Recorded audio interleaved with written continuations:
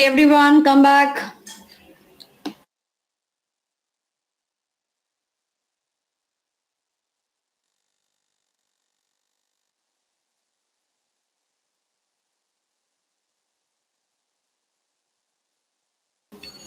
हाँ जी, तो एसएम करनी है हमारे को, ठीक है।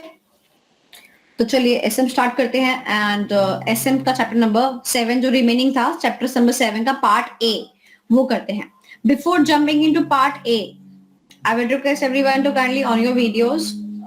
एंड भैया शशांक ग्रुप पे मैसेज डाल दो, स्टूडेंट्स आ जाएंगे जो लंच करने गए हुए थे।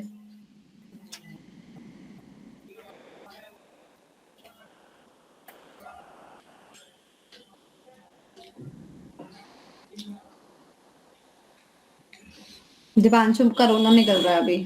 क्या हुआ दीपांशु, रोना क्यों निकल रहा है? किसकी याद आ रही है? नो मैम, हम कुछ रीड कर रहा था।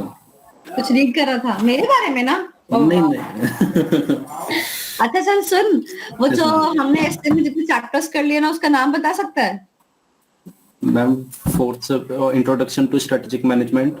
ठीक है, 1 हो गया। सेकंड तो मैं फोर्थ पे हूँ सीधा, corporate level, business level, functional level. क्या लेवल? क्या business level strategies, corporate level strategies, functional level strategies. ठीक है। सेवंथ का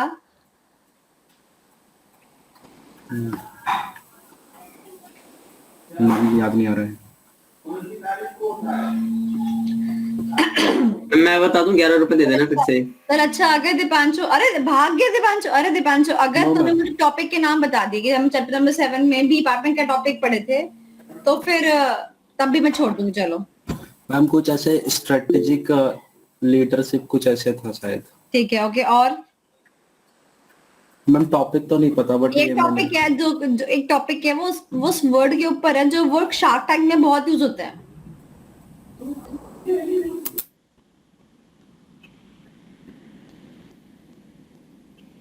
बूझो तो जाने। बताओ बताओ। बता दूं मैं? याद नहीं आ रहा मैम। नहीं याद आ रहा? चलो ठीक है, पेनल्टी लगाऊं? क्योंकि चैप्टर नंबर 7 हमने फिनिश नहीं किया इसीलिए मैं पेनल्टी बस नहीं लगा रही हूँ।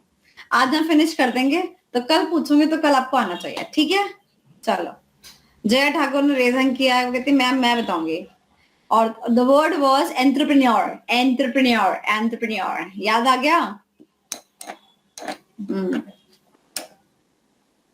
अभी अभी बीबी सर का मैसेज आया है, कंग्रेचुलेशंस कर रहे हैं। Do you know BB sir? Tax वाले? हाँ, टैक्स वाले, एमबीए चाय वाले, टैक्स वाले। गजब। अरे रे, टैक्स सर बहुत अच्छे हैं। सर अच्छे हैं। तुम्हारी मुलाकात हुई है सर से? मैंने पढ़ा है उनसे टैक्स। अच्छा, अच्छे हैं। ओके, चलो देखते हैं। Let us see, will be going for a collaboration very soon. चलो ओके। अरे एसएम खोलेंगे। अरे SM chapter number 7 part A. So now chapter number 7 part A would be dealing in your organization structure. ठीक है, ये देखो now आपको याद होगा चैप्टर नंबर 6 में ना, जब मैंने चैप्टर नंबर 6 की शुरुआत कराई थी, 6 कौन सा था? महक कहाँ गई? मैम नहीं है, उसका नेटवर्क खराब हो गया था। तुझे कैसे पता? उसने मेरे को बताया ना। जिसको बताना चाहिए उसको तो नहीं बताया। मैम उसने कॉल किया दूसरे नंबर से मेरे को। कॉल भी किया? हाँ तो अच्छा। मैम सॉरी, वो कनेक्शन इशू हो गया था। आपने क्या क्या डिस्कस किया अब तक? चैप्टर नंबर 7 खत्म हो गया बेटा। अब हम चैप्टर नंबर 8 पर आते हैं, ठीक है। क्या बात कर रहे हो, इतना फास्ट? 7 तरह के उसमें स्ट्रक्चर होते हैं, simple, functional, dimensional, SPU, matrix, network और आवर-ग्लास। चलो ओके। सो चैप्टर नंबर 6 का नाम कौन बताएगा? जल्दी बताओ 6 का नाम जल्दी। अरे नाम बताओ, प्रॉम्प्ट आंसर होना चाहिए।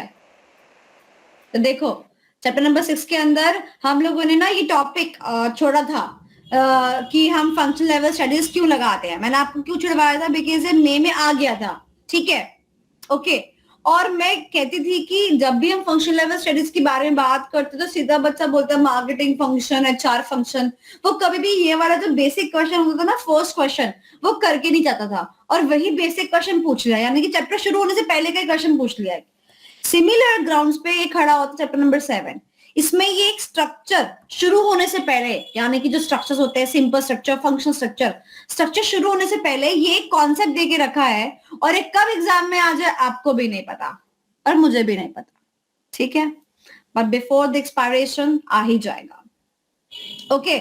और ये काफी इंपॉर्टेंट है एमसीक्यू के लिए भी और तो और सब्जेक्टिव के लिए भी, वेरी इंपॉर्टेंट, ओके। चैंडलर्स की strategy structure relationship, Chandler strategy structure relationship, ये तो अब समझ में आता है वर्ड रिलेशनशिप क्या होता है ना अदनान? किसके बीच में रिलेशनशिप है ये बताओ? स्ट्रेटेजी और structure. Very good, organisation structure और स्ट्रेटेजी। Very good. अब स्ट्रैटेजी को थोड़ा तोड़ेंगे, सुनना ध्यान से, स्ट्रैटेजी को थोड़ा ब्रेक करेंगे। बताओ ऐसी कौन सी स्ट्रैटेजी है, सुनना ध्यान से, फंक्शनल, बिजनेस, कॉर्पोरेट में से, इन तीनों में से जो कि अगर हमने चेंज करी तो पूरे के पूरे ऑर्गेनाइजेशन चेंज हो जाएगा। कॉर्पोरेट लेवल, कॉर्पोरेट, है ना? सबसे बड़ी स्ट्रैटेजी को चेंज करोगे तो पूरा का पूरा ऑर्गेनाइजेशन ही चेंज हो जाएगा। यानी कि here strategy refers to corporate strategy, बात समझ आई? And structure refers to the organisation structure. Yes और नो? क्या इतनी बात समझ आई? चलो मैं आपको यहां पे एक एग्जांपल से समझाती हूँ। लेट्स सपोज मैंने एसएम क्लासेस खोल दी हैं, ठीक है, एक नॉर्दर्न रीजन, एक सेंट्रल रीजन, एक ईस्टर्न रीजन, ऐसे करके मैंने सब जगह खोल दी, चारों रीजन्स में खोल दी, ठीक है। अच्छा अब एक बात मुझे बताओ, nowadays what is the structure over here? The structure goes like me as a leader, then I have a manager जिसके नीचे रिसेप्शनिस्ट बैठी हुई है, एक्सेट्रा एक पर्सन और बैठा हुआ है, एक एडिटर बैठा हुआ है, टीम बैठी हुई है, 4 लोग बैठे हुए हैं, ठीक है। This is a simple structure, simple structure. आप सामने दुकान पे जाते हो, एक आदमी होता है, दुकानदार होता है, छोटू होता है, क्या स्ट्रक्चर है ये? Simple structure. अब मैं आपसे कहती हूँ कि मैंने ना अपना सेंटर 4 जगह खोल लिया, northern region, eastern region, western region, southern reason. आप लोगों की दुआ और आशीर्वाद है कि मैंने अपने आप को क्या कर लिया है, फैला दिया है, यानी कि मैंने क्या कर दिया है, एक्सपेंशन कर दिया है, एक्सपेंशन कर दिया है। अच्छा एक बात बताओ, जो मेरी एग्जिस्टिंग टीम है, यानी कि मेरा एग्जिस्टिंग स्ट्रक्चर है, सिंपल स्ट्रक्चर, मैं, मैनेजर, उसके नीचे 4 बंदे, क्या वही सेम स्ट्रक्चर चल सकता है अगर मैं अपना आप एक्सपैंड करती हूँ? तो ऐसा हम कुछ चंद लोगों से एक्सपेंशन चल जाएगा? नहीं ना। सबसे पहली बात तो 4 सेंटर खोलेंगे, 4 चपरासी अलग से रखने पड़ेंगे, वहां के 4 रिसेप्शनिस्ट रखनी पड़ेगी, फिर वहां के 4 मैनेजर को रखना पड़ेगा। हाँ, बोलो हाँ कि ना? यानी कि आप इस बात को समझ गए कि जब जब मेरी कॉर्पोरेट लेवल स्ट्रेटजी चेंज होगी तब तक मेरा स्ट्रक्चर क्या होगा, इम्पैक्ट करेगा। तो अगर मैंने स्ट्रक्चर, अगर मैं देखती हूँ कि मेरा स्ट्रक्चर कुछ बना हुआ है और मैंने देखा स्ट्रेटजी मेरी ऐसे जा रही है, तो क्या होगा, मुझे मेरे स्ट्रक्चर को एज पर दी स्ट्रेटजी क्या करना पड़ेगा, चेंज करना पड़ेगा। अच्छा बताओ, यहाँ पर स्ट्रेटजी चेंज करोगे कि स्ट्रक्चर चेंज करोगे? मैम स्ट्रक्चर चेंज करेंगे। नहीं स्ट्रेटजी चेंज कर दो, मना कर दो मेरे को, मैम मैं आपका एक्सपेंड मत करो। हम रिकंस्ट्रक्ट करेंगे स्ट्रक्चर को। डाला था मैंने एक बार टेस्ट सीरीज के अंदर कि बताओ स्ट्रेटजी चेंज करोगे कि स्ट्रक्चर चेंज करोगे? कैसी बातें कर दी लोगों ने, लिखा स्ट्रेटजी चेंज करेंगे, मतलब स्ट्रेटजी चेंज कर दो। हाँ कोई बात है भला? स्ट्रक्चर ही इसलिए पढ़ रहे हैं क्योंकि जब जब ऑर्गेनाइजेशन फैलती है, कम होती है, तो उसका स्ट्रक्चर भी क्या होता है, चेंज होता रहता है। सो हम क्या करते हैं, स्ट्रक्चर को जो है चेंज करते रहते हैं अपनी स्ट्रेटजी के अकॉर्डिंग। तो ये वाली बात जो है, ये वाला कॉन्सेप्ट किसने दिया देवांश? चैंडलर ने। किसने दिया? चैंडलर ने। जो थोड़े से हाई प्रोफाइल होता है वो ऐसे बोलते चैंडलर। ओके तो क्या कहा इसने, न्यू स्ट्रेटजीज फॉर्म्ड, यानी कि जैसे मैंने कहा एक्सपेंशन करूंगी, नई स्ट्रेटजी बनी, मैंने बोला एक्सपेंशन कर लिया, स्ट्रेटजी बनने के बाद क्या हुआ, एग्जिस्टिंग स्ट्रक्चर से मैं आगे बढ़ रही हूँ तो मुझे क्या आने लगी, दिक्कत आने लगी, एडमिनिस्ट्रेटिव प्रॉब्लम। बच्चा दिक्कत कह रहा है, वहां बैठे नॉर्दर्न का बच्चा कोई बुला रहा है कि मैम तो क्लास में नहीं पहुंची, मेरा अभी तो ईस्ट का बच्चा कह रहा है मैम अभी तो शटर ओपन नहीं हुआ, क्योंकि मुझे क्या कर लेना चाहिए था, स्ट्रक्चर चेंज कर लेना चाहिए था, जो कि मैंने अभी तक नहीं किया। तो उसने मुझे क्या बोला, चेंज योर स्ट्रक्चर, परफॉर्मेंस को डिक्लाइन कर देगा ये अगर आपने स्ट्रक्चर चेंज नहीं किया। तो उसने बोला परफॉर्मेंस क्या होगी, डिक्लाइन हो जाएगी, फटाफट से क्या कर दो, स्ट्रक्चर को चेंज कर दो और फिर क्या होगा, यही परफॉर्मेंस वापस से ऊपर चली जाएगी। हो गया सिंपल। अच्छा एक बात तो बताओ, ये इम्प्रूव के बाद में जो लाइन है पाइप वापस से फ्रेम के ऊपर जा रही है, मतलब कि ये कॉन्टिन्यूस प्रोसेस शो कर रहा है। ऐसा कॉन्टिन्यूस प्रोसेस क्यों है ये? मैम क्योंकि स्ट्रेटेजी भी एक कॉन्टिन्यूस स्ट्रक्चर है, क्योंकि हम बनाते नहीं हैं। गुड, वेरी वेरी गुड, ये है मेरे पढ़ाए हुए बच्चे की निशानी। समझ आया बच्चा पार्टी? तो ये आपने स्ट्रक्चर जो है अच्छे से करके जाना है। अब क्वेश्चन आएगा तो आएगा कैसे, क्वेश्चन ऐसा आएगा, जो ये स्टेटमेंट दिख रहा है आपको, ऑर्गेनाइजेशन स्ट्रक्चर फॉलोज स्ट्रेटेजी, वो आपको बोलेगा structure follows strategy. Do you agree? Comment. बात समझ आई?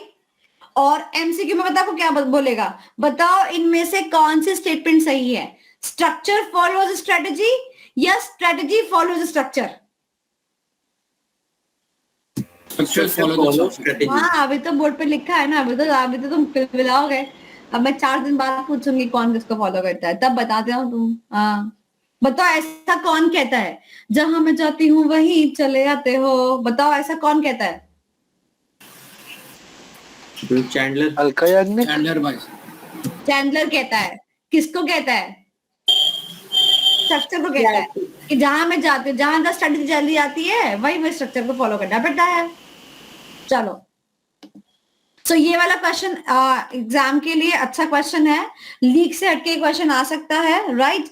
चलिए अब हम बात करते हैं स्ट्रक्चर की। सांची बेटा बताओ चैप्टर का नंबर कितना?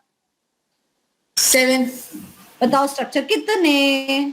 7 अरे वाह क्या बात है। सांची बताओ चैप्टर नंबर 4 में कितनी स्ट्रेटजीज? 4 very good. कौन कौन सी? इंटेंसिफिकेशन, नहीं नहीं नहीं नहीं नहीं नहीं नहीं नहीं, कॉम्बिनेशन, टर्न अराउंड, नहीं,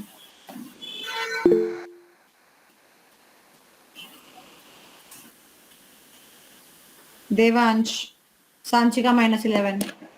मैम सबसे पहला तो है स्टेबिलिटी, फिर एक्सपेंशन, फिर retrenchment and then combination.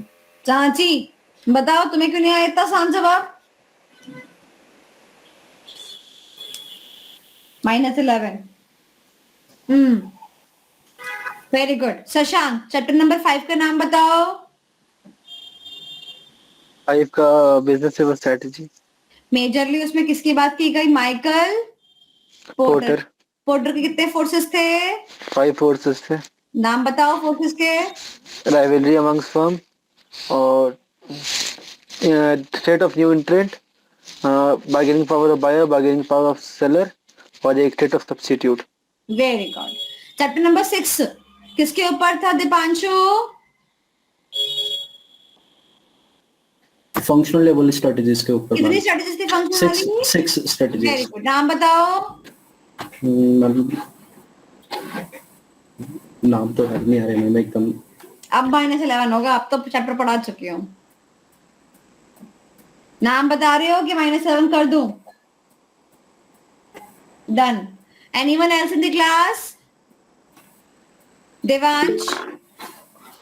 Ma'am marketing, financial और उसके बाद प्रोडक्शन, फिर लॉजिस्टिक्स एंड प्रोडक्शन सप्लाई। तो करनी ही नहीं है, ठीक है। क्या नाम, फिर सप्लाई चेन और लॉजिस्टिक्स, रिसर्च एंड डेवलपमेंट और HR। Very good. चलो next chapter number 7। Chapter number 7 is all about the structures. कितने स्ट्रक्चर है? 7। चैप्टर का नंबर भी कितना है? 7। अब याद रहेगा। एसएम कितनी इजी होती जा रही है, ऐसे एक हाथ में आती जा रही है बिल्कुल ही, है ना? चलो सिंपल स्ट्रक्चर तो सिंपल ही है, जो छोटे वाले एग्जाम्पल मैंने आपको दिया, कर लोगे ना घर से? बोलो हाँ कि ना? क्योंकि ये जो स्ट्रक्चर है ये बहुत ही ज्यादा ही खतरनाक स्ट्रक्चर है ना। सिंपल वर्ड दे रखा है, स्ट्रक्चर भी सिंपल ही आ रहे। Next is functional structure and divisional structure. क्या ऐसा कुछ है जो इसमें समझाने लायक है? नहीं, ये भी आपने बचपन में पढ़ रखा है। बट एक क्वेश्चन है जो मुझे लगता है कि आ सकता है with respect to the structure. देखो मैं आपको बताता हूँ, ये रहा। वो कह रहा है कि जब आप डिविजन्स बनाओगे ना, डिविजन स्ट्रक्चर के अंदर जब आप डिवीजन बनाओगे तो डिवीजन किस बेसिस पे बना सकते हो? डिवीजन किस बेसिस पे बना सकते हो? तो उसका निमोनिक दिया है मैंने जीपीसीपी। क्या निमोनिक दिया है मैंने? जीपीसीपी। जैसे मैंने अपनी क्लासेस को नॉर्दर्न रीजन में खोल लिया, ईस्टर्न रीजन में खोल लिया, तो मैंने एक ऐसा डिवीजन बनाया ज्योग्राफिकल एरिया पर बेस्ड। बात समझ आई? पी स्टैंड्स फॉर प्रोडक्ट और सर्विस पर बेस्ड। जैसे देवांश मान लो मैं कॉस्मेटिक में भी डील करती हूँ तो एक डिवीजन मेरा ये हो गया, एक मैं फुटवेयर्स में भी डील करती हूँ, एक मेरा ये हो गया। तो मैंने प्रोडक्ट के बेसिस पे क्या कर दिया? डिवीजन कर दिए। बात समझ आई? आगे चलते हैं। नेक्स्ट इज कस्टमर पर बेस्ड। कस्टमर पर बेस्ड भी हम डिवीजन करते हैं। बताओ रेलवेज कस्टमर के बेसिस पे डिफरेंशिएशन है कि नहीं? बेसिकली उसने क्या बोला? स्लीपर कैटेगरी, एसी वाला कैटेगरी एंड सुपर वाला एसी वगैरह, है कि नहीं? तो कस्टमर के बेसिस पे डिफरेंशिएशन किया कि नहीं किया? बताओ हाँ कि ना। और कोई बच्चा एग्जांपल दे सकता है? मैम डिवीजन के अंदर भी डिवीजन हो सकता है ना? डिवीजन के अंदर भी डिवीजन बच्चे के बच्चे हो सकते हैं ना।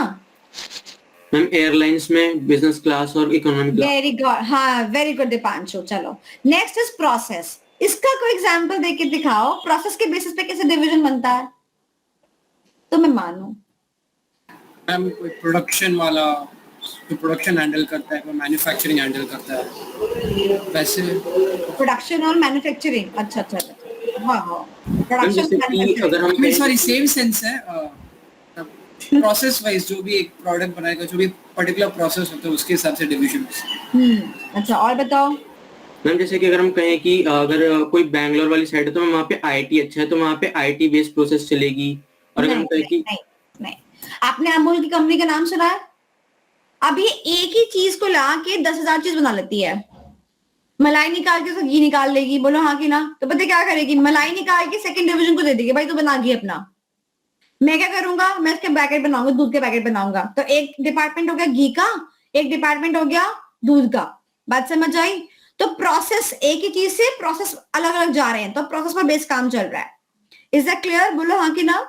चलो सो ये एग्जाम में क्वेश्चन आ सकता है और आपको कंटेंट भी देखने को मिल सकता है क्या कि जो हम अपने ऑर्गेनाइजेशन के अंदर डिवीजन बनाते हैं वो डिवीजन का बेसिस क्या हो सकता है।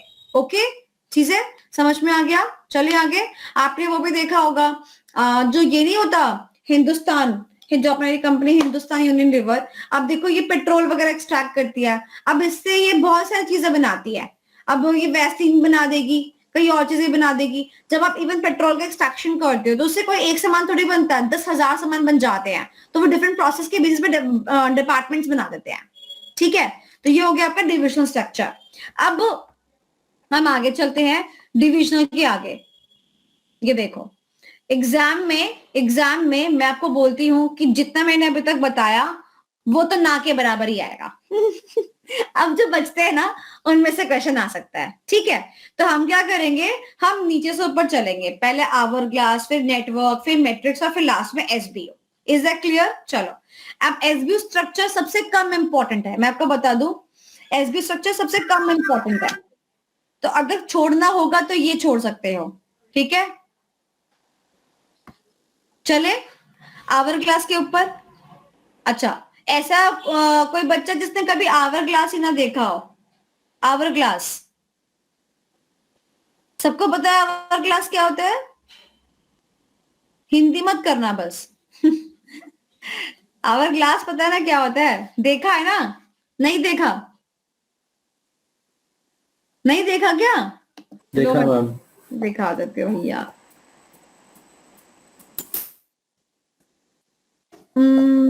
तू मानो मेरी जान, तुझे जाने ना दूंगा।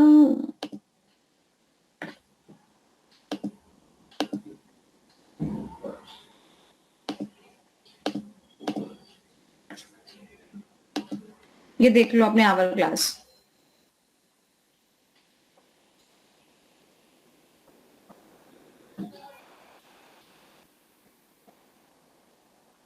दिख गया? अब इसकी शेप कैसी है नोटिस करो, दिख गई? अब अपने डायग्राम को नोटिस करो, अपने स्ट्रक्चर को नोटिस करो, वो भी ऐसा सही है कुछ।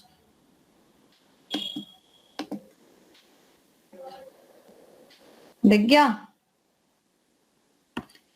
इसलिए स्ट्रक्चर का नाम क्या पड़ा? Hourglass structure. क्या इतनी बात समझ आई? आगे चले, चलो।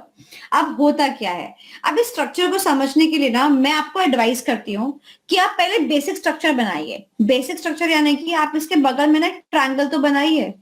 जब तक आप इस ट्रायंगल को नहीं बनाओगे, टॉप मिडल ऑपरेशनल, जब तक आप इस स्ट्रक्चर को नहीं बनाओगे ना तो आपको आवर ग्लास स्ट्रक्चर समझ में नहीं आएगा। ठीक है, बना लिया? अब जरा इसके ऊपर वाले मंजिल पे फोकस करो। तो बताओ आवर ग्लास स्ट्रक्चर में टॉप लेवल जो है वर्सेस जो नॉर्मल में टॉप लेवल होता है, क्या उसमें जमीन आसमान का अंतर है? यस और नो? क्या अंतर है बताओ वंश? लाइक इस अगला स्ट्रक्चर में बहुत वाइड है, मतलब ज्यादा कंट्रोल रहेगा टॉप मैनेजमेंट का। यानी कि ज्यादा लोग होंगे?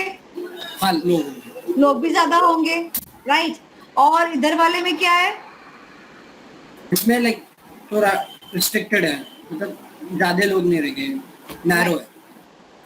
अब देखो, अब थोड़ा सा नीचे जाते हैं, ये देखो ये हो गया नैरो इन द मिडल, और ये इतना नैरो नहीं है कंपैरेटिवली, थोड़ा कम नैरो है। ठीक है, ये थोड़ा कम नैरो है बट वो ज्यादा ही नैरो है। ठीक है, तो अब यहाँ पर क्या किया, अब यहाँ पर आवर ग्लास के अंदर पैसेज को क्या कर दिया? कम कर दिया। मेरी ड्राइंग और थोड़ी अच्छी हो सकती थी, वो थोड़ा और मतलब मैंने अपनी फिगर ड्रॉ करनी थी, मैंने किसी और की फिगर ड्रॉ कर दी। अब समझ में आ रही है? पतली मतलब बीच में पतली कमरिया। ओके, तो अब क्या हुआ, जो आवर ग्लास स्ट्रक्चर था ना उसके बीच का जो रास्ता था यानी कि मिडिल लेवल था, वो क्या था? बेहद ही पतला। क्या था? बेहद ही पतला। ठीक है, और जो बॉटम है वो दोनों क्या है? सेम है। ठीक है, अब बस यही अगर डायग्राम को समझ में आ गया तो आपके सारे पॉइंट्स, बेनिफिट्स के, डिसएडवांटेज के, मीनिंग का, सबका आपको समझ में आएगा। ध्यान से मेरी बात सुनना। सबसे पहले हम बात करते हैं मिडिल लेवल की। ठीक है, अब मिडिल लेवल को क्या किया? मिडिल लेवल में पतली कमरिया हो गई इसकी। ठीक है, पता क्यों हो गई? हमने कहा कि भैया हम ना इंसानों को बाहर निकाल देंगे और क्या रख देंगे? मशीन को रख देंगे। एक मशीन 4 इंसान के बराबर का काम कर सकती है। ठीक है, और हम क्या करेंगे? अपने सिस्टम्स पे, अपने एनवायरमेंट में आईटी को क्या करेंगे? मोर इंक्लूड करेंगे। इतनी बात समझ आई? बोलो हाँ कि ना। यानी कि आवर ग्लास स्ट्रक्चर ने क्या किया? आवर ग्लास स्ट्रक्चर ने लोगों को सब्स्टिट्यूट कर दिया विद द टेक्नोलॉजी। क्या इतनी बात समझ आई? बोलो हाँ कि ना। अब ध्यान से मेरी बात और सुनना। ठीक है, नेक्स्ट जो लोअर कैटेगरी है, लोअर नहीं बोलेंगे उनको बुरा लगेगा, ऑपरेशनल जो कैटेगरी है वो वहां पे बैठे हुए, दोनों ही जगह काम कर रहे हैं। बेसिक स्ट्रक्चर में भी काम कर रहे हैं, आवर ग्लास में भी काम कर रहे हैं। अब बेसिक वालों को ना पिरामिड की शेप दिख रही है, वो कह रहे हैं कि हम 10 में से 7 ऊपर जाएंगे और फिर उन 7 में से कुछ 3 ऐसे होंगे जो टॉप लेवल में भी कल को आ सकते हैं, कंपनी का सीईओ बन सकता हूं मैं। तो मेहनत कर रहे हैं, कंपनी के अंदर लगे हुए हैं। बट ये जो आवर ग्लास वाले हैं, ये कह रहे हैं कि हम 10 लोग काम कर रहे हैं और हम 10 में से 5 तो वैसे ही हो जाएंगे बिकॉज आईटी ने सब्स्टिट्यूट कर दिया हमारे को। बोलो हाँ कि ना। हम 10 में से 5 ही रह जाएंगे। इतनी बात समझ आई? तो अब यहाँ पे लोगों को दिक्कत आ गई। लोग क्या कह रहे कि जब हम 10 में से 5 रह ही जाएंगे, जब सिस्टम को आईटी ने ही सब्स्टिट्यूट कर दिया, जब आईटी ही आ जाएगा तो हमारे को ऊपर चढ़ने के मौके कम मिलेंगे। वहां जहां 10 में से 7 लोग ऊपर जा रहे हैं, वहीं यहाँ पर 10 में से 5 लोग ऊपर जा रहे हैं क्योंकि आईटी को हम ले आए। तो आईटी का आना नुकसान भरा हो गया लोगों के लिए और इसीलिए लोगों ने ढंग से काम करना बंद कर दिया। वो कह रहे कि हमारी जगह कल को सिस्टम ही तो काम करेगा, भाड़ में गया, फिर काम ही खत्म। एक इतना सिनेरियो बढ़ गया बेटा, मैं आपको बताती हूँ कि ऐसा हो गया मिडिल लेवल पे तो कि लोग जो थे ना ऑपरेशन लेवल पे, वो रिपोर्टिंग भी जो करते थे ना वो अपने सॉफ्टवेयर में रिपोर्टिंग डालते थे, और जो मिडिल लेवल बैठे हुए लोग हैं ना वो बहुत ही कम है और सारा सिस्टम कंट्रोल्ड है, सारा सॉफ्टवेयर कंट्रोल्ड है, सारा काम फंक्शनल लेवल सॉफ्टवेयर में डाल के अपलोड कर रही है और उसके बाद सॉफ्टवेयर उसको यस और नो कर रहा है। बताओ क्या हो गया? लोग तो मशीन के द्वारा चमचे बन गए, लोगों को पसंद नहीं आई ये सब चीजें। फर्दर अब और क्या बात हुई, जो हमारा आवर ग्लास स्ट्रक्चर है उसमें जो ऊपर का माला है ये इतना चौड़ा है, इतना चौड़ा, और नॉर्मल स्ट्रक्चर में हमारा इतना सा स्ट्रक्चर है। तो क्या होता था, थोड़े लोग ऊपर बैठते थे, उनकी वैल्यू भी की जाती थी, और जो लोग नीचे होते थे उनको मन भी था कि हम अच्छे से काम करें ताकि वहां उस लेवल तक पहुंचे। बट आवर ग्लास स्ट्रक्चर में क्या हुआ, वो पाइप बना दी बीच में छोटी सी, उस पाइप के तो कम लोग जाएंगे, तो बताओ ऊपर तक तो कम ही लोग पहुंचे, 2 ही लोग पहुंचे ऊपर तक। तो अब ऊपर कर दिया बिल्कुल चौड़ा, बिल्कुल ही माला चौड़ा कर दिया ऊपर जाके, वापस से मतलब वापस से हमें 10 लोग चाहिए, तो इसका मतलब 8 लोग बाहर से रिक्रूट होंगे। अब नीचे वाले जो है ना वो और नाराज है, कहते हैं हम अपनी मरवा रहे हैं कंपनी के अंदर, हमें चांस मिलना चाहिए ऊपर जाने का। तुम कंपनी के अंदर टॉप लेवल में दूसरों को बाहर से रिक्रूट करके ला रहे हो और हम उनकी चमचागिरी करें, इसलिए हमने तुम्हारी कंपनी में पैर रखा है क्या? नहीं। तो टॉप लेवल मैनेजमेंट में ये चीज हुई। तो क्या आपको इतनी बात समझ आई? तो बताओ, क्या आवर ग्लास स्ट्रक्चर एक सक्सेसफुल स्ट्रक्चर था? नहीं। तो क्वेश्चन आपका ऐसे ही आएगा। ओके, तो क्या आवर ग्लास स्ट्रक्चर एक सक्सेसफुल स्ट्रक्चर है? स्ट्रक्चर नहीं है। क्या बोलते हैं, डिसएडवांटेज भी है, कुछ एडवांटेज भी है, ऑटोमेशन आ गई है और वो बस, बट उस ऑटोमेशन से इंसानों का बुरा हो गया। बात समझ आ गई? चलो अब उल्टा बोलती हूँ, कुछ एडवांटेज है, हाँ है। आईटी, अच्छा आईटी बेस्ड कंपनी आ गई, हमने बाहर के लोगों को मौका दिया कि वो अंदर आ जाए। तो जैसा क्वेश्चन आएगा वैसे सॉल्व कर देना इस क्वेश्चन को, ठीक है? कोई दिक्कत? आवर ग्लास स्ट्रक्चर पढ़ लोगे। जितना मैंने इस पेज के अंदर कंटेंट दिया है, ये कंटेंट आपको एज इट इज लिख के आना है, इससे कम तो आपने लिखना ही नहीं है, इसको बना बना के लिख के आओगे, ठीक है? चलो मैम इसके डिसएडवांटेज में ये पॉइंट लिख सकते हैं कि जो मैम अगर जो टॉप लेवल है और उसमें बहुत ज्यादा लोग होंगे तो मैम जो डिसीजंस मेकिंग होगी मैम वो स्लो हो जाएगा उसकी प्रोसेस, क्योंकि कॉन्फ्लिक्ट्स बढ़ जाएंगे। डेफिनेटली, व्हाई नॉट, डेफिनेटली लिख सकते हैं हम। हाँ जी। नाउ अगर किसी को याद हो तो नेटवर्क स्ट्रक्चर आपका आया था मई 22 के अटेम्प्ट में, ठीक है? मई 22 के अटेम्प्ट में। तो ये अब नहीं आएगा डिस्क्रिप्टिव में, ऑब्जेक्टिव के लिए प्रिपेयर करवा देती हूँ, ठीक है? चलो, सीन क्या है? सीन ये है कि अगर मैं कहूं कि ऐसा कौन सा स्ट्रक्चर है जिसका कोई मान धीमान नहीं है, तो वो है नेटवर्क स्ट्रक्चर। यानी कि there is no hierarchy, there is no authority, there is no responsibility, there is no superior, there is no subordinate. कैसा स्ट्रक्चर? जैसे आप लोग बनाते हो, जब आप लोग अपनी आर्टिकलशिप करते हो ना, तो आप अपने आप को चौड़ में आ जाते हो। 1 साल में काम सीखा इनकम टैक्स का, अरे अब तो हम 1 साल में काम सीखा जीएसटी का, अरे एक पैन कार्ड बनाते रह गए, पैन कार्ड बना लिया, टीडे से काम कर लिया।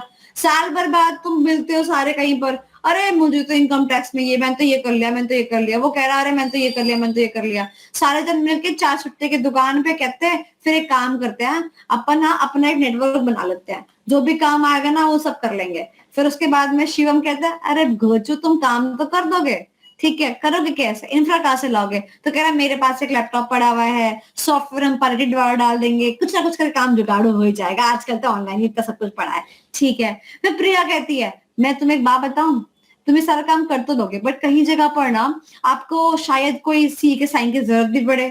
तो सामने आया अदनान, अरे तुमने मेरे को हल्के में ले लिया, 4 लोग हैं मेरे नॉन में, अभी जाके साइन करवा के ले आऊंगा, उसको थोड़ा सा 1-2 हजार रुपए देने हैं, साइन वाइन मिल जाना है, बात खत्म। तो अदनान, ये प्रॉब्लम अदनान ने सॉल्व कर दी। तो अब क्या होगा, जैसे कोई काम आएगा आप लोगों के बीच बाइफरकेट हो जाएगा, राइट? अब आप में से कोई सुपीरियर है? नहीं। कोई सबऑर्डिनेट है? नहीं। ये स्ट्रक्चर कैसा स्ट्रक्चर है? नेटवर्क स्ट्रक्चर है, इसीलिए इसका नाम क्या है? नो स्ट्रक्चर, यानी कि no hierarchy is that. Is that clear? और क्या करते हैं स्ट्रक्चर के अंदर? इस स्ट्रक्चर के अंदर हम काम आउटसोर्स भी कर देते हैं, जैसे कि अभी सी का काम क्या किया अदनान ने? आउटसोर्स कर दिया। तो जो काम नेटवर्क के लोगों को आता है वो कर लेते हैं, प्राइमरी वाले काम, और जो ऐसा लगता है जो हम लोग नहीं कर पाते वो क्या कर देते हैं, हम बाहर डाल देते हैं, ठीक है? बेसिक बता दिया, एमसीक्यू क्रैक हो जाएगा। बताओ ऐसा कौन सा स्ट्रक्चर है जिसपे कोई हायरार्की नहीं होती? Network structure. क्या कोई सुपीरियर सबऑर्डिनेट होता है? नहीं। नेक्स्ट, मैम पार्टनरशिप जैसे ही क्या होना मैं चाहिए।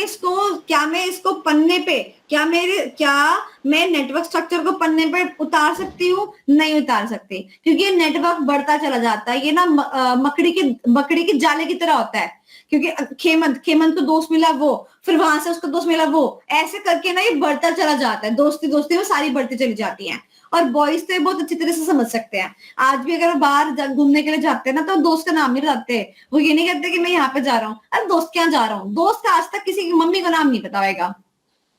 इतना लंबा स्ट्रक्चर होता है बच्चों का, नेटवर्क होता है दोस्तों का। तो ठीक है, और इसीलिए इसका नाम क्या रखा गया? Cobweb like structure. बताओ ऐसा कौन सा स्ट्रक्चर है जो कॉबवेब लाइक होता है, यानी मकड़ी के जाले की तरह होता है? Network structure. ठीक है, ओके। हाँ जी, अभी पूछो वंश, आप कुछ पूछो दे बेटा। नहीं मैम, वो पूछा था कि टेक्निकली पार्टनरशिप, जैसे एक पार्टनरशिप होता है उसका ही बेस ले सकते हैं ना, कि लाइक सब पार्टनर होते हैं, ना हायरार्की होता है ना सबऑर्डिनेट्स होता है। पार्टनरशिप में लायबिलिटी है ना राइट। जहाँ पे कुछ नहीं है। अच्छा, तो हम चलते हैं। क्या कह रहा है शशांक? ऑडियो ऑन कर ले।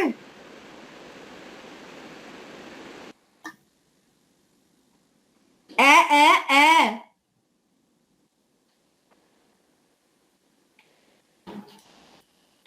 भगवान कह रहे सारे आंसर शशांक को आते हैं, मैं इसका माइक ही म्यूट कर देता हूँ। ठीक है, चलो चलो आगे चलो, चलो चलो।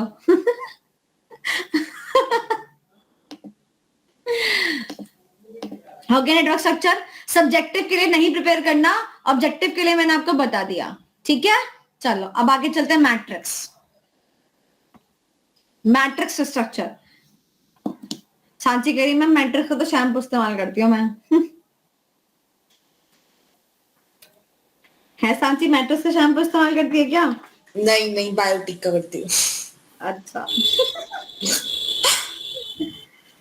और भी कोई करता है क्या सेम कंपनी का? लड़के कह रहे हैं हम तो साबुन से कर लेते हैं, शैम्पू भी कोई चीज होती है? नहीं शशांक, एमवी में तो ट्री बनता है, वो स्ट्रक्चर दूसरा स्ट्रक्चर होता है, वो इन सात में से नहीं है एक। That is known as tree structure. चलो आगे चले,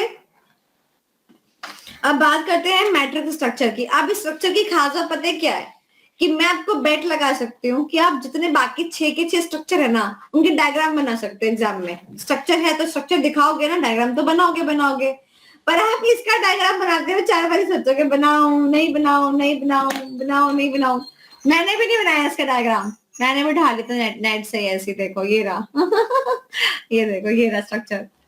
तो ये डायग्राम ऐसा डायग्राम है, स्ट्रक्चर ऐसा स्ट्रक्चर है जिसको कि आप एग्जाम में बनाने की वो नहीं करोगे। जस्ट अ सेकेंड ना।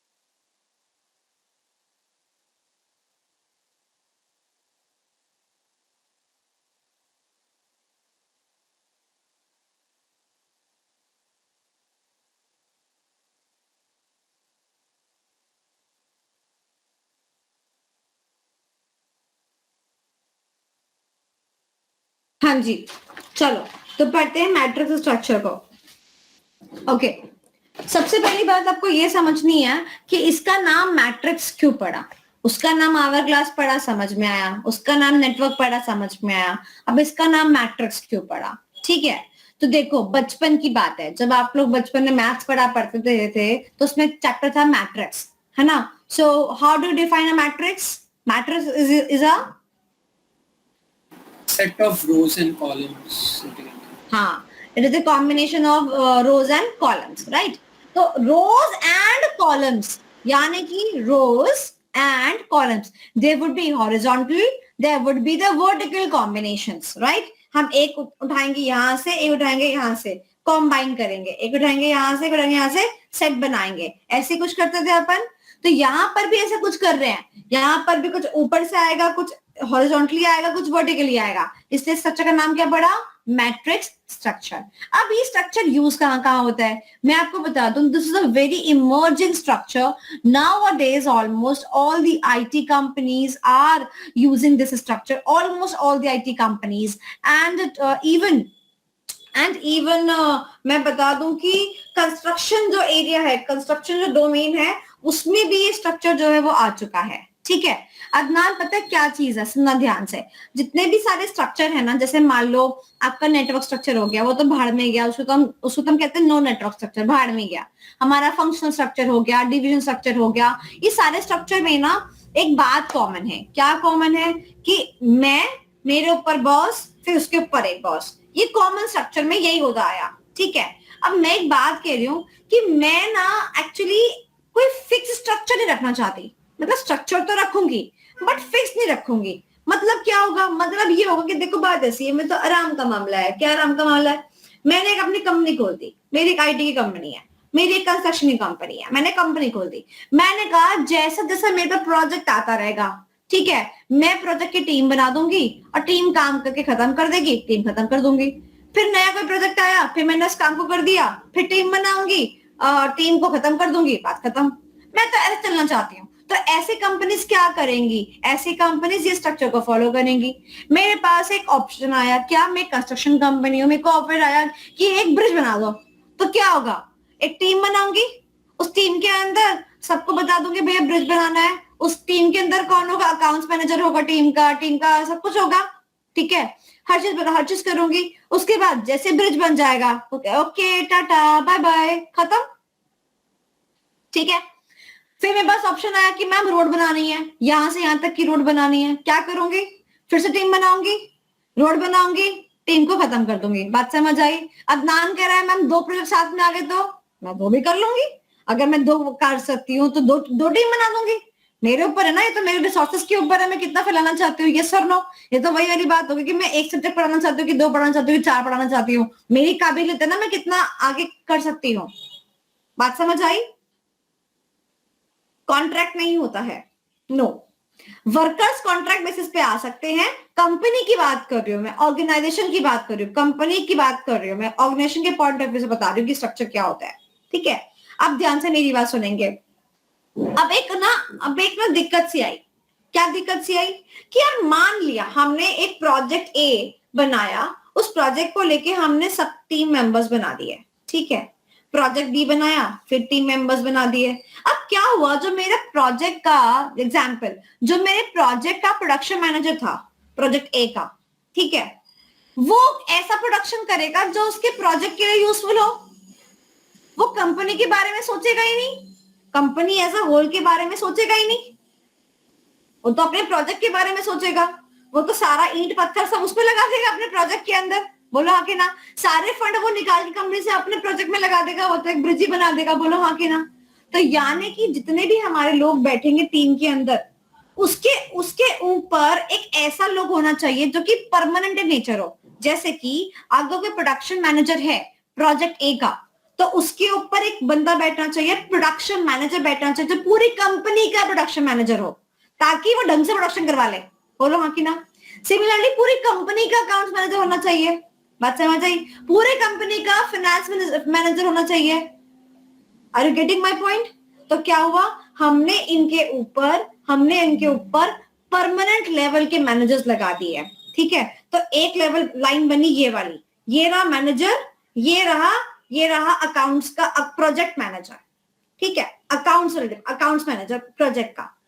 ठीक है, अब यहां बात करते हैं हॉरिजॉन्टली। अब हॉरिजॉन्टली प्रोजेक्ट्स आते रहेंगे, प्रोजेक्ट के मैनेजर बनते रहेंगे। मैं आपको डायग्राम से समझाती हूँ। ये देखो डायग्राम के अंदर, ये रहा मेरा प्रोडक्शन का मैनेजर। कौन सा मैनेजर प्रोडक्शन का, प्रोजेक्ट ए का मैनेजर। ये रहा इंजीनियरिंग मैनेजर प्रोजेक्ट ए का, ये पर्सनल मैनेजर यानी कि एचआर मैनेजर प्रोजेक्ट ए का, ये अकाउंटिंग मैनेजर किसका, प्रोजेक्ट ए का। इतनी बात समझ आई, बोलो हाँ कि ना। और इन सबको गवर्न करता है ये बंदा। कौन बंदा, ये बंदा, ये कौन है?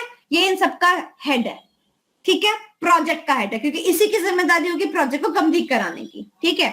और साथ ही में हमने क्या किया, साथ ही में हमने एक चीज और कर दी। वो चीज क्या करी?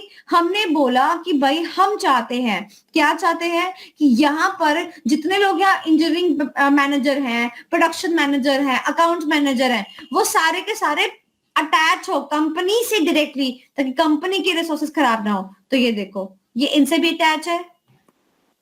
ये लाइन कौन सी लाइन है? ये सारी परमानेंट लाइन है। कौन सी लाइन है? Permanent line. तो ये लोग कैसे लोग हैं? Permanent in nature. और ये कैसे लोग हैं? Temporary in nature. ये भी टेम्पररी, ये भी टेम्पररी। क्या इतनी बात समझ आई? अब देखो, अब इस बंदे की कंडीशन देखते हैं। ये देखो, ये है बेटा अदनान, ये है बेटा अदनान, ठीक है। अब इसको ना अपनी मम्मी से भी पढ़ती है और उसकी बीवी से भी पढ़ती है, हाँ कि ना? सेम सिचुएशन इस बंदे की आ रही है। दो जगह रिपोर्टिंग करनी है, इसको कहीं जाना है तो बीवी से भी पूछना पड़ेगा और मम्मी से भी पूछना पड़ेगा। बात समझ आ गई? बोलो हाँ कि ना? तो मैट्रिक्स क्यों बोला गया? बिकॉज एक तरीके से रोज एंड कॉलम्स वगैरह बन रहे हैं। ये देखो, रोज एंड कॉलम्स वगैरह बन रहे हैं, ठीक है। एडवांटेज डिसएडवांटेज की बात कर ले तो कुछ एक बात बताओ मुझे। अगर किसी भी इंसान के दो बॉस होंगे तो इंडिपेंडेंस तो गया ना अदनान, खत्म, तेल लेने गया इंडिपेंडेंस तो, क्योंकि हम तो कंट्रोल हो रहे हैं। बोलो हाँ कि ना? टेम्पररी नेचर की बात कर लेते हैं। ये लोग क्योंकि टेम्पररी इन नेचर है, तो ये लोग कंपनी के बारे में ज्यादा नहीं सोचेंगे, कंपनी के बारे में ज्यादा नहीं सोचेंगे, ठीक है। इनकी नौकरी भी टेम्पररी नेचर होगी, बार बार कंपनी को रिक्रूटमेंट करना पड़ेगा, राइट। तो ये होगी कुछ बातें अबाउट दिस स्ट्रक्चर। अब मैं आपको एक थोड़ा सा मैं आपको एक चीज बता देती हूँ इस स्ट्रक्चर के रिलेशन में। आपको पता है, अब आगे जाके आप जॉब वगैरह करोगे तो आपको चीजें समझ में आएंगी, आपको पता होनी चाहिए। मान लो आपके सामने Naukri.com पे एक नौकरी आती है, ठीक है। उसमें आपसे कहता है कि आपको अकाउंट्स मैनेजर बनना है प्रोजेक्ट ए का, ठीक है। बताओ वो नौकरी में क्या पक्का ऐसा होगा कंपनी मैट्रिक्स स्ट्रक्चर फॉलो कर रही होगी? डेफिनेटली। तो क्या इसका मतलब ये है कि अगर आपने वो नौकरी ज्वाइन कर ली तो क्या आपकी नौकरी टेम्पररी बेसिस होगी? या हाँ या ना? डेफिनेटली टेम्पररी बेसिस होगा। जब तक प्रोजेक्ट चलेगा तब तक आपकी नौकरी रहेगी, जैसे ही प्रोजेक्ट खत्म, नौकरी खत्म। इसे तुमने आधे ज्यादा जो आईटी के लिए कंपनी में ना तुमने सुना होगा, बच्चे मतलब सारी कंपनी लोग जो होते हैं एम्प्लॉइज, वो बेंच पे बैठे रहते हैं। बेंच बैठने का मतलब ये होता है कि एक प्रोजेक्ट जिसमें वो थे ना, वो प्रोजेक्ट तो खत्म हो गया और सेकंड प्रोजेक्ट उनको मिलना चाहिए था, तभी तो वो कंपनी में कंटिन्यू करेंगे। तो हर कंपनी में बेंच टाइम होता है। किसी कंपनी में 15 डेज होता है, किसी में 25 डेज होता है, किसी में कुछ मंथ्स का टाइम होता है। हर कंपनी में अलग टाइम होता है, ठीक है। तो कंपनी क्या करती है, जब तक कि मान लो आप में मान लो वो है, काबिलियत है, ठीक है, तो कंपनी क्या करेगी, प्रोजेक्ट ए के बाद आपको प्रोजेक्ट बी दे देगी, बी के बाद आपको सी दे देगी, ठीक है, ऐसा करेगी, राइट। तो अगर आप में काबिलियत है तो आप वेट करोगे सेकंड प्रोजेक्ट का, तो कंपनी आपको क्या करती है, वेटिंग टाइम पे लॉक कर देती है, यानी बेंच बिठा देती है। और आपको पता है, लेट सपोज 25 डेज का बेंच टाइम है, तो पता है क्या ये बेंच टाइम है, मतलब समझो बेंच पार्क के अंदर है। पूछो क्यों? प्रोजेक्ट ए खत्म हो चुका है, बी तुम्हें मिला नहीं है, 25 दिन उस बेंच के ऊपर पार्क के अंदर ऐश करो, पैसा तो मिलेगा ही मिलेगा, सैलरी मिलेगी, पता है, सैलरी पे रहोगे तुम लोग जब तक प्रोजेक्ट नहीं आ जाता तब तक। बट अब मान लो 25 दिन हो गए, बेंच टाइम ओवर हो गया, तो फिर उसके बाद अच्छा ओके टाटा बाय बाय, फिर तुम ये नहीं कह सकते मेरा नोटिस पीरियड और ये और वो और ये और वो। तो बेंच टाइम पे बैठोगे, अगर पार्क में बैठोगे बेंच लगा के, तो फ्री का पैसा तो ले रहे हो, बट कहीं ना कहीं टेंशन भी है कि अगर प्रोजेक्ट में शामिल नहीं किया गया तो आगे तुम्हारा क्या होगा, ठीक है। तो मैंने आपको थोड़ा बता दिया, कल को जाके आप लोग नौकरियां करोगे। I can see most of the students are getting into job industry, तो इसलिए मैं आपको समझा दिया कि अगर ऐसे प्रोजेक्ट बेस्ड कंपनी में आप जाते हो तो ध्यान से जाना भैया, ध्यान से, ठीक है। ओके शिवम, ध्यान से जाएगा। अब तुम्हारे हवाले वतन साथियों। ओके, मैट्रिक्स स्ट्रक्चर समझ में आ गया आप लोग को? चलो अब आगे चलते हैं। Next structure is SBU structure. ये जो स्ट्रक्चर है ना एसबीयू स्ट्रक्चर, भाई साहब इस पे क्वेश्चन पता है, अब 1-2-3 अटेम्प्ट पहले एसबीयू स्ट्रक्चर पे आया और अभी पिछले अटेम्प्ट में एसबीयू क्या होता है वो आया। तो मुझे तो लगता है कि अभी नहीं आएगा, क्योंकि स्ट्रक्चर भी पूछ लिया, what do you mean by SBU ये भी पूछ लिया, उस पे केस बेस्ड क्वेश्चन भी आ गया, सब कुछ तो पूछ डाला इन्होंने। तो अब मुझे लगता नहीं है कि इसमें से कुछ बचता है। हाँ, एक चीज बचती है, वो मैं करा देती हूँ।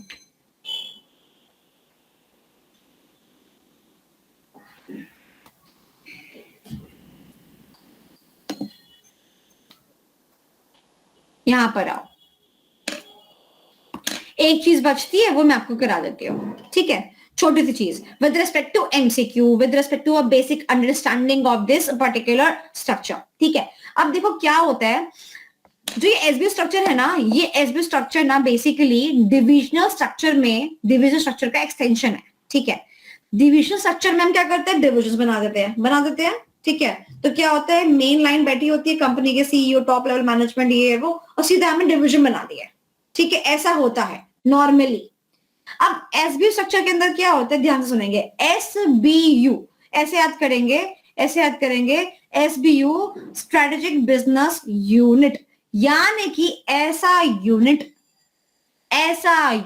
जिसकी स्ट्रेटजी को हम सेम रख सकते हैं, जिसके ऑलमोस्ट सेम कॉम्पिटिटर होते हैं, तो हम क्या करते हैं, उन डिविजन्स को एक साथ ले आते हैं अंडर वन एसबीयू। यानी कि जैसे मान लो अदनान, मेरा ना काम है, मेकअप का काम है, मेरा स्किन केयर का काम है, ठीक है, और मेरा फुटवेयर का काम है। अच्छा बताओ, इनमें से तुम्हें क्या लगता है, ये 3 डिविजन्स मैंने बना रखे हैं, अब मुझे अपने डिविजन स्ट्रक्चर को ही ना एसबीयू में कन्वर्ट करना है, तो मैं क्या करूंगी, मैं देखूंगी इनमें से ऐसे कौन से बिजनेस हैं जो कि जिनकी सेम स्ट्रेटजी हो सकती है, इनके सेम से कॉम्पिटिटर्स है, बताओ कौन से हैं।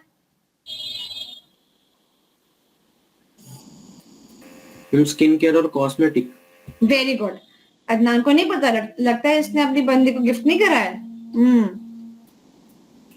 तो क्या करेंगे, स्किन केयर और कॉस्मेटिक को, इन दोनों को डिवीजन सेपरेट ही रखेंगे, बट इन दोनों को एक इंसान के नीचे रख देंगे, एसबीयू मैनेजर के नीचे रख देंगे। मैनेजर क्या करेगा, इन दोनों के लिए स्ट्रेटजी को बनाएगा, करेगा। अब पता है फिर क्या होगा, एक दिन, अब मैं आपको लॉन्गिटिविटी की बात बताती हूँ, अब एक दिन ऐसा आएगा कि हम इसको ना कोरली सेपरेटली अलग ही ऑर्गेनाइजेशन कर देंगे, पूरा ही धीरे करके लॉन्गिटिविटी की तरफ जाता है एसबीयू। ओके, सो बताओ, क्या एसबीयू में हमारे को एडिशनल लेयर एक लगानी पड़ी, आराम से डिवीजन, 3 डिवीजन चल रहे थे, क्या खर्चा था, 3 डिवीजन का मैनेजर रखो, काम खत्म। अब क्या फर्क पड़ रहा है, एक लेयर एडिशन लगानी पड़ी एसबीयू मैनेजर की। अब एसबीयू का मैनेजर कोई ऐसा थोड़ी होगा 10,000 रुपए महीने में मिल जाएगा, अच्छे खासे पैसे लेगा कि लेगा, स्ट्रेटजी बनाएगा, डेवलप करेगा, कॉम्पिटिटर से लड़ेगा, हर चीज करेगा, तो इसका मतलब पैसे लेगा।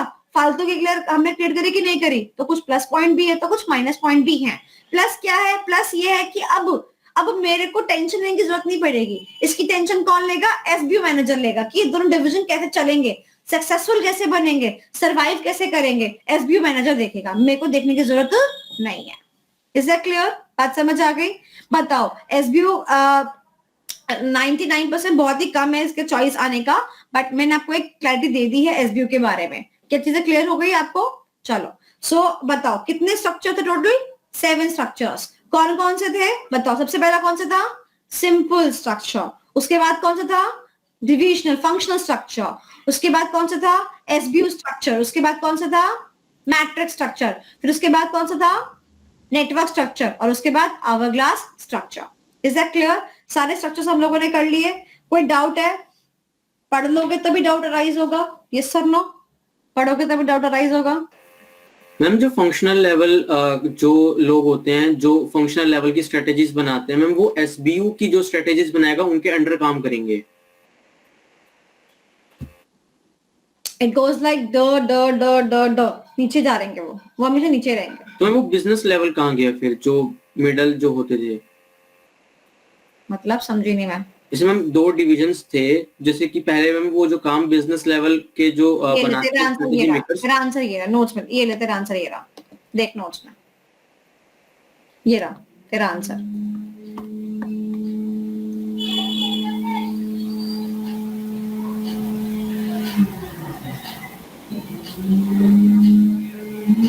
चलो done, okay, now we are done with chapter number 7 totally.